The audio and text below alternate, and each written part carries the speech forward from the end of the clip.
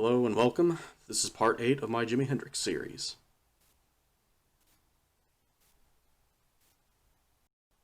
Probably the most gentle ballad Jimi ever wrote, Drifting was a tip of the hat to R&B artist Curtis Mayfield. It is also one of the few songs considered for the next album that was part of the legendary Black Gold demos.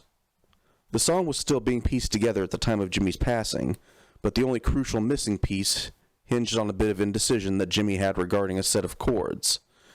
Up to that point, he wasn't sure if he wanted to overdub more guitar parts for the chords, or use a vibraphone instead. After Jimi's unfortunate passing, producer Eddie Kramer and drummer Mitch Mitchell resolved to complete the song by hiring vibraphonist Buzzy Linhart to fill the void. Originating as an instrumental jam from a July 1970 session, Pally Gap, originally marked on its tape box as Slow Part, grew out of recording attempts at Dolly Dagger, and Jimi returned to it later, adding guitar parts and a solo. While producer Eddie Kramer has gone on record and said that this song would not have been included on the next album, it cannot be completely ruled out as a contender, given that no one truly knows how big the next album would have been. The title it's best known as now, Pally Gap, came about from Michael Jeffrey, Hendrix's manager, who wanted to tie it into Jimi's appearance in the film Rainbow Bridge, and subsequent place on the film soundtrack. New Rising Sun originated as a slow, feedback-laden instrumental in October 1968, which has a curious release history all its own. It was composite-edited into the recording many Hendrix fans know as Captain Coconut as the third and final segment by Alan Douglas in 1975 and reused on its own in his 1995 Voodoo Soup compilation, an attempt by him to assemble his own view of Jimi's fourth studio album, despite it missing other key tracks.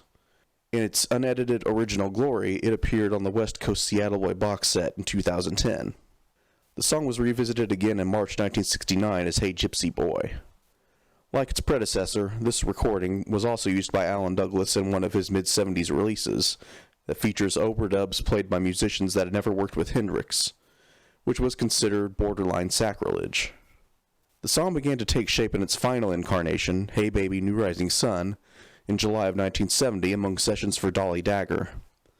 This recording was preceded by a 5.5-minute instrumental piece titled Bolero. While it's not likely to have been released as a standalone song for the next album, Bolero is widely believed by fans to have been intended to be the intro for Hey Baby New Rising Sun, given the seamless transition between the two as shown on the West Coast Seattle Boy box set. What is clear, however, is that Hey Baby was very much a work in progress at the time of Jimi's passing, making this song a beautiful but tragic example of the potential this next album could have held.